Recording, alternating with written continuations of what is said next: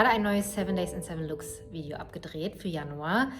Und ich kann ehrlich gesagt keine Winter-Outfits mehr sehen, weil ich einfach keine Lust mehr auf Winter habe. Aber ich habe so noch so 7 Outfits zusammengekriegt, die sich hoffentlich nicht zu sehr wiederholen von alten Winter-Outfits.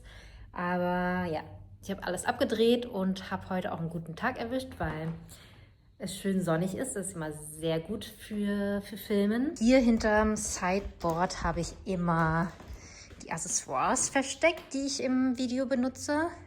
Wie man sieht, hier die Schuhe.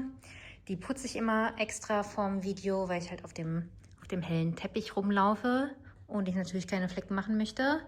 Dann die Taschen. Ich habe jetzt in diesem Video 2 Balenciaga-Taschen gefeatured. Und hier finde ich ganz lustig eigentlich, weil es ist das gleiche Modell quasi, aber zwischen denen liegen, lass mich mal kurz überlegen.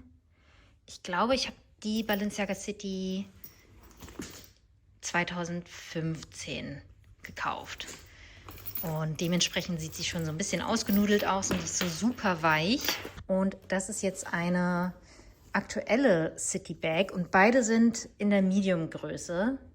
Kaum zu glauben, oder? Aber die fällt halt schon so ein und die ist halt noch so ein bisschen mehr strukturiert.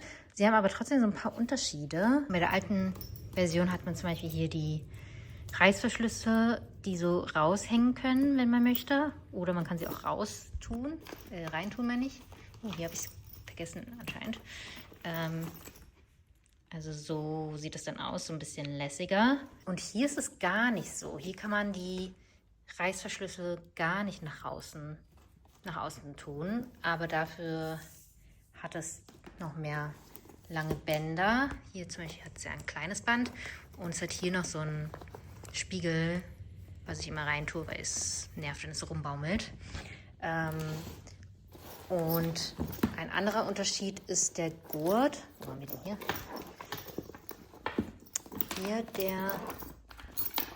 Hier der Schultergurt, der ist fix von der Länge, also nicht verstellbar und schön kurz auf jeden Fall, also für mich perfekt.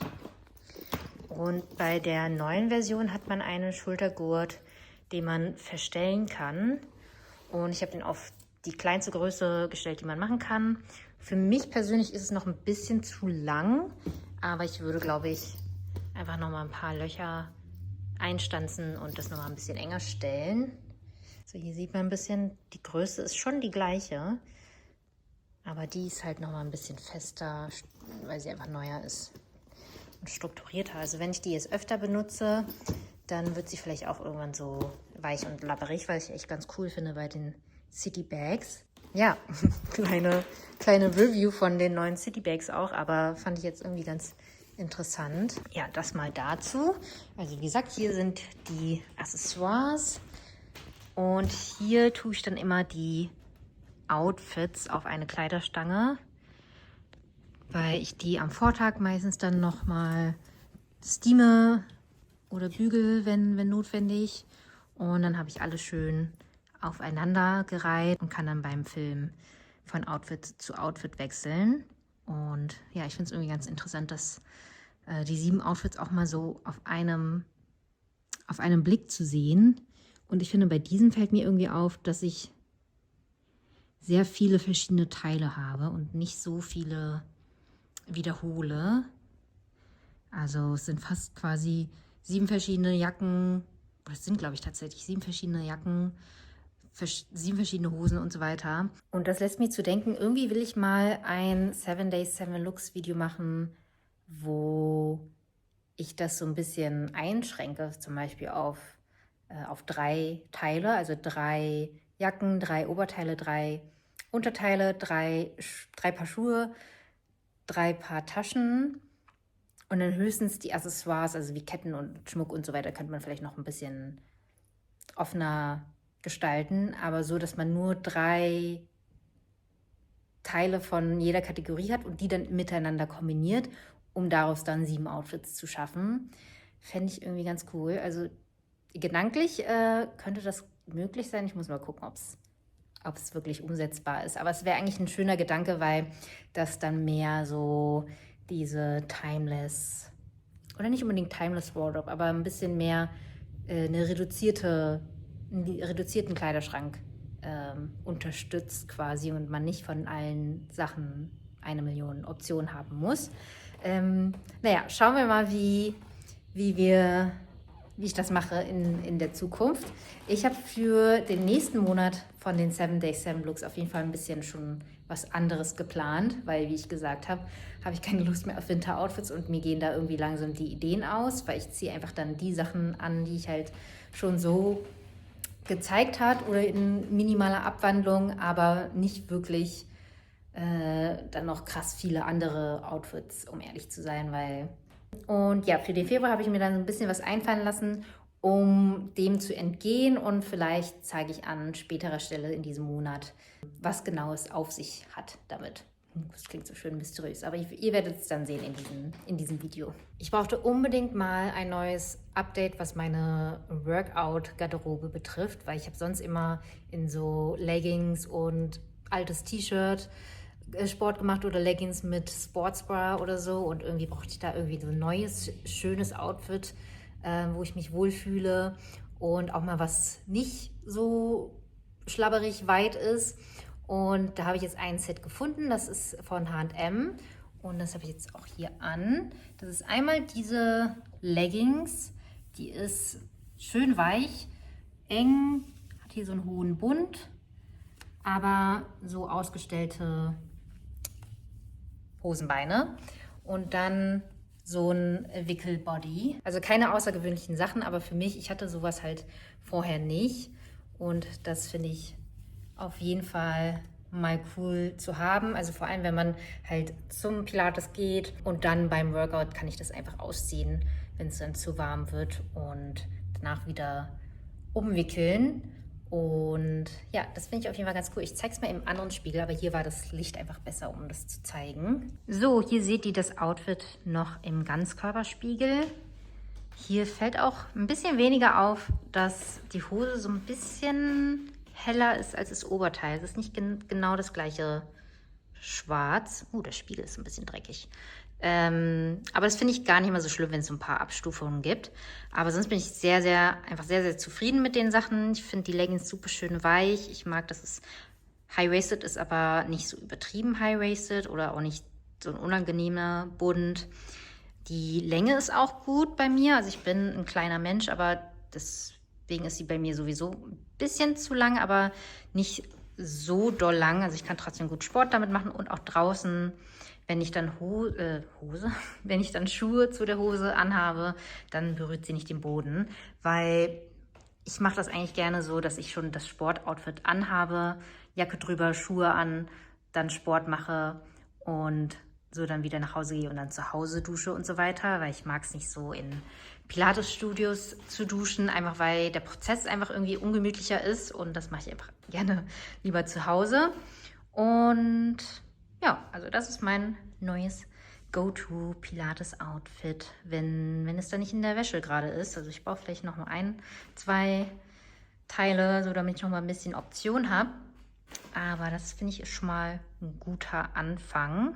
Ja, beim Oberteil, das hört übrigens hier auf und dann ist das darunter mein Sportsbra, den ich anhabe. Das ist jetzt einer von Philippa K. Ich habe von denen so ein paar Bras, weil ich die echt immer ganz gut fand vom Schnitt her. Ich bin mir aber gar nicht sicher, ob die noch Philippa K Soft Sport machen. Zumindest nicht unter dem Namen. Naja, wie auch immer. Das ist mein neues Sportoutfit. Ich habe noch ein paar andere neue Sachen, die zeige ich euch mal gleich. So, ich habe nämlich zum einen eine Paloma Wool Bestellung gemacht, aber mir ist dummerweise eingefallen, ich habe nämlich eigentlich eine Hose bestellt bei Paloma Wool. Die habe ich aber jetzt zum Schneider gebracht, zum Kürzen und kann sie euch dann jetzt gar nicht zeigen, weil ich die erst wieder bekomme, wenn das Video schon online gehen sollte. Also zeige ich euch die im nächsten Monat einfach. Aber jedenfalls ist das hier eine Tasche, die habe ich schon bei Daisy gesehen und fand sie super cool. Es ist so eine perfekte Sporttasche. Die konnte man zu der Bestellung dazu bestellen, wenn man schon irgendwie einen gewissen Wert erreicht hat für 20 €. Und ja, ist einfach eine ganz stinknormale, nein, nicht so stinknormal, aber es ist halt einfach so ein Beutel aus so einem, weiß nicht, wie so ein Regenjackenstoff.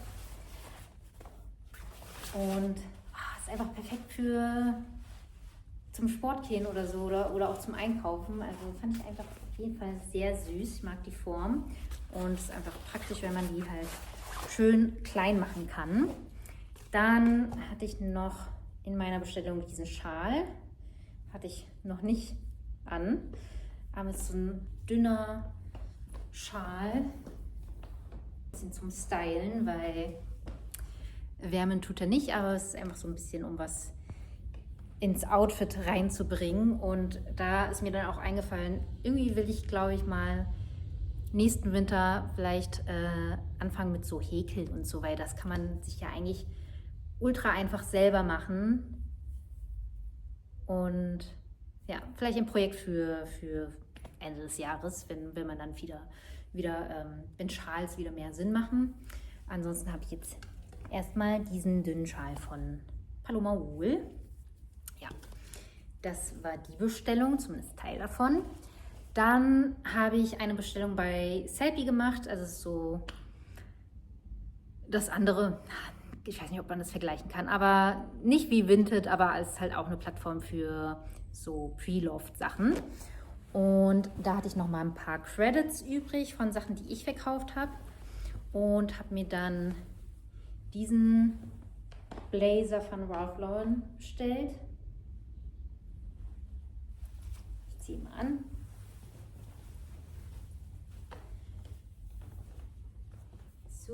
Also der ist nicht zu oversized, aber auch nicht zu eng. Und das Coole bei dem ist dieser Kragen. Bei den kann man hier auch so komplett nach oben hin schließen. Ich werde es jetzt nicht machen, weil dieses Loch von dem Knopf ultra eng ist. Da braucht man so ein bisschen Kraft, um das zuzumachen. Aber das ist auf jeden Fall ein süßer Blazer. Jetzt so für die kommende Übergangszeit oder einfach generell mit dem Bändel da hinten. Ja, das ist einmal ein Teil. Ja, super schön, war auf jeden Fall ein guter Fund. Ich finde auch die Knöpfe schön an dem Blazer. Ja, dann habe ich außerdem noch diese Schuhe hier bestellt bei Sellpy. Und da war Daisy auf jeden Fall die sehr große Inspiration dazu. Sie hat nämlich auch Schuhe von der gleichen Marke. Die Marke ist nämlich Sendra und die macht so Cowboy- und Biker-Boots und so. Und da gibt es echt relativ viele von bei Sellpy oder auch Vinted. Und ich habe halt die gefunden in meiner Größe. Daisy hat sehr, sehr ähnliche. Sie hat aber welche, die haben so einen leicht anderen Schaft. Also die sind nochmal ein bisschen slouchiger bei ihr. Haben halt hier auch so eine, sowas hier, wie heißt das? So eine Schlaufe. Und ich fand die bei ihr immer so cool, vor allem wenn sie die irgendwie auch so mit so einer Hose anhatte und dann die Hosenbeine so reingesteckt und dann sah es so super lässig aus und auch die Spitze ist super cool. Und ja, jedenfalls habe ich ihr die jetzt quasi nachgekauft und habe welche in schwarz. Ihre sind so ein bisschen so dunkelgrau. Und ja, super, super cool. Ich werde euch die später nochmal in anderen Spiegel zeigen, weil hier auf dem Teppich will ich sie jetzt erstmal nicht anziehen. Ich zeige euch vorher noch das letzte Teil von Sellpy. Und zwar ist es diese Armbanduhr von Gucci. Ich ziehe die mal jetzt doch an. Passt alles null zusammen, was ich anhabe, aber egal.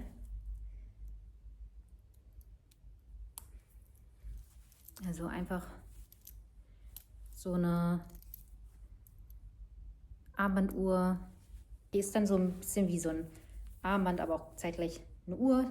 Ich muss, glaube ich, die Batterie wechseln lassen, aber ich finde sie auch als Schmuckstück schön. Einfach ein cooles Teil. Ich finde so alte Uhren kriegt man generell bei Sellpy und bei Vinted zu einem ziemlich guten Preis. Man muss einfach nur die Batterie wechseln lassen oder man lässt es, weil eigentlich guckt man doch immer eher aufs Handy für die Uhrzeit und das ist dann eher ein Accessoire. und Schmuckstück, statt dass das wirklich essentiell für die Uhrzeit ist. Ja, ich zeige euch die Schuhe mal im anderen Spiegel. So, hier seht ihr mal, wie die Schuhe angezogen aussehen und auch, dass die Hose von der Länge her passt, wenn ich Schuhe anhab. Und das ist auch eigentlich mein Standard-Outfit in der letzten Zeit, vor allem wenn ich so zum Sport gehe. Sportoutfit drunter, dann eigentlich noch Uniqlo Daunenjacke drunter, diese dünne Daunenweste. Dann Mantel, Schal, Tasche und diese Schuhe. Die sind auch perfekt, weil die sind einfach so ein bisschen robuster als die Schuhe, die ich sonst habe. Jetzt vor allem bei gestreuten Straßen und Schnee und so weiter ist es einfach nochmal ein bisschen besser als jetzt die Kate Boots oder so. Und ja.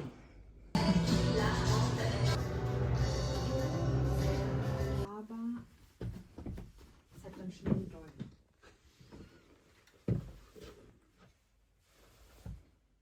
Weißt du?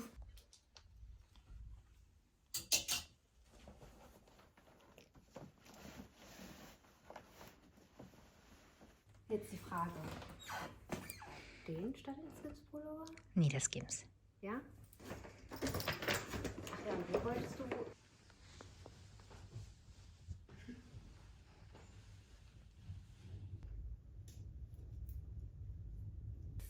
Bisschen behind the scenes, wie wir gerade ein Seven Looks filmen. Aber Daisy ist das Model quasi. Und sie zeigt ihre Outfits. Und ich bin auf der Couch und gebe Anweisungen.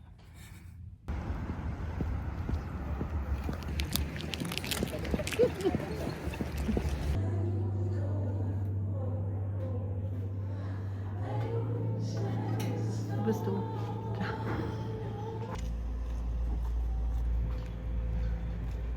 Also, Johannes und ich haben auf jeden Fall so eine kleine Liste an Dingen, die wir in der Wohnung entweder reparieren müssen, erledigt haben müssen oder verändern wollen, geplant haben und so weiter und so weiter. Aber ja, es dauert ja manchmal einfach ewig, bis man dazu kommt, diese Dinge zu erledigen. Zum Beispiel haben wir jetzt hier auch so Pakete stehen, schon seit, ich glaube, Ende November oder Anfang Dezember.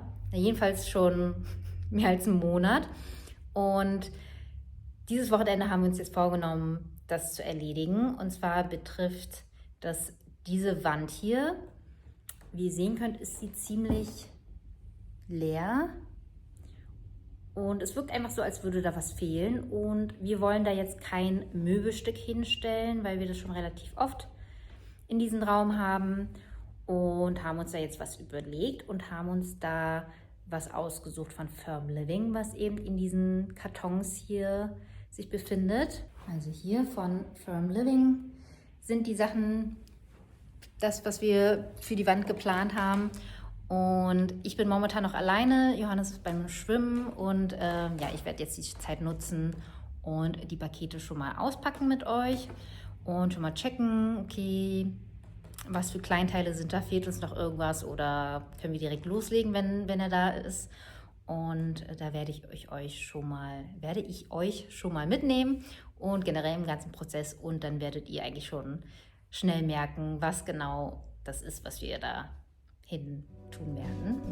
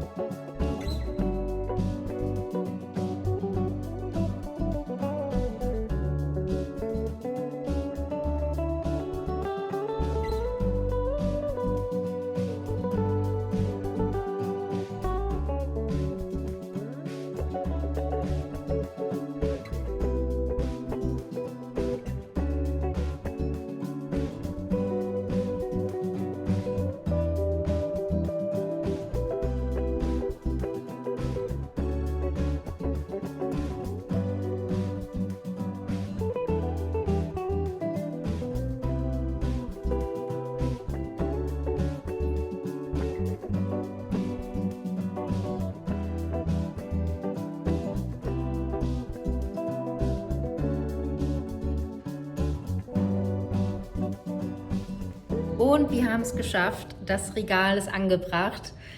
Sieht immer so ein bisschen unecht aus, wenn ich so über den Bildschirm auf das Regal gucke. Auch wenn ich es abfotografiere, dann sieht es immer aus wie das Mock-up, was ich gemacht habe. Ich weiß gar nicht, ob es wegen der Regelmäßigkeit liegt. Ich weiß auch nicht, irgendwie sieht es voll oft so unecht aus. Aber egal, wir haben es jedenfalls geschafft, an die Wand zu bringen. Es war nicht ganz so einfach, weil man muss relativ viele Löcher in die Wand bohren. Und mit Altbauwänden ist es ja auch immer so eine Sache. Also man weiß nie, wie die Wand reagiert. Hier war sie super weich und dann war sie an einer Stelle so richtig hart und mal kommt roter Mörtel raus, mal gelber, mal weißer und jedes Bohrloch war irgendwie eine Überraschung. Aber wir haben es geschafft und auch ohne viel Drama und wir sind beide sehr zufrieden mit dem Ergebnis. Also ja, das komplettiert auf jeden Fall total diesen Raum. Und ja, also ich habe das, glaube ich, schon erwähnt, aber es ist ein Regal von Firm Living, was aus 4 Regalen besteht. Also eigentlich kauft man bei Firm Living 1 dieser Regale. Wir haben jetzt aber 4 davon. Und die Hintergrundgeschichte ist, dass ich von Firm Living freundlicherweise schon mehrere Male angefragt wurde, ob ich nicht was von der neuen Kollektion aussuchen möchte und habe, glaube ich, 2, 3 Male über die letzten 1,5 Jahre immer wieder abgesagt, weil ich nicht wirklich was brauchte und ich eigentlich immer so wirklich so einen Sinn haben möchte, wenn ich mir was aussuche. Und diesmal habe ich mir das nochmal gründlich überlegt und die Regale dann gesehen und das mit Johannes besprochen und wir fanden, dass es eigentlich echt perfekt für diese leere Wand sein könnte, wenn wir jetzt 4 von diesen Regalen da ran machen, weil, ich weiß nicht, ob ich das immer an früherer Stelle erwähnt habe, aber wir wollten da halt keine Leinwand hinmachen, aber auch kein Möbelstück und ja, sowas Längliches, was an der Wand befestigt ist perfekt, was auch so ein bisschen Tiefe noch hat, weil es einfach kein flaches Element ist quasi. Ja, das ist perfekt in unseren Augen und auch vom Material finde ich es cool, weil es so ein bisschen ein anderes Material noch einbringt und ja, das ist einfach dann am Ende die perfekte Wahl gewesen und da bin ich dann auch sehr, sehr dankbar Firm Living gegenüber, dass die da noch sehr geduldig waren und mir immer wieder das angeboten haben, bis ich dann was gefunden habe, was perfekt passt und ja, ich finde, es sieht auch sehr, sehr schön aus. Und ich muss sagen, das Befüllen der Regale ging auch super einfach. Also ich habe einfach damit angefangen, dass ich ganz viele Bücher, Romane und so weiter rausgeholt habe aus allen Ecken der Wohnung und die ausgelassen habe, die irgendwie so super weiße Blätter haben. Und ja, lyncht mich nicht dafür, aber wir haben uns dafür entschieden, dass wir auf jeden Fall die Buchrücken nach hinten machen, weil das ist einfach nicht, nee, das wäre jetzt einfach nicht unser Vibe. Und wir haben jetzt nicht ultra viele Bücher und wenn wir da irgendwie ein Buch suchen, dann gucken wir halt einfach. Aber so ist es einfach für uns stimmiger und schöner fürs Auge. Da ist Johannes auch total meiner Meinung. Ich habe ihm das auch vorgeschlagen, ja, sollen wir es so oder so hinstellen? Und er meinte, auf jeden Fall umgedreht. Also gut, wenn er das schon sagt. Ja, also, ne, man liebt oder hasst es, wenn Leute die Bücher so ins Regal stellen. Aber wir sind auf jeden Fall von dieser Sorte. Naja, wie auch immer. Also mit den Büchern habe ich angefangen, die dann so ein bisschen verteilt. Dann einfach so Sachen zusammengesucht, die sonst woanders standen. Zum Beispiel die Vase, die war eigentlich immer hier drin. Oder die Incense-Schale und hier der Incense-Holder war eigentlich immer da bei den Kerzen. Und da habe ich gedacht, okay, machen wir das mal alles hier so rein. Hier auch nochmal ein Incense-Paket. Und ja, so dann nur so punktuell mal nochmal eine andere Duftkerze oder Duftkerzen, die noch in der Packung sind, die ich dann aber gut sehen kann, weil dann vergesse ich sie nicht. Weil wenn die zu weggepackt sind, dann vergesse ich die und benutze die nicht. Und so habe ich zumindest nochmal eine visuelle Erinnerung von wegen, ja, hallo, die Kerze existiert noch. Und ja, auch nochmal so eine ganz alte Vase, die eigentlich so gar nicht so, also ich würde sie heutzutage gar nicht mehr kaufen, aber die habe ich nun mal irgendwie irgendwo rumstehen gehabt.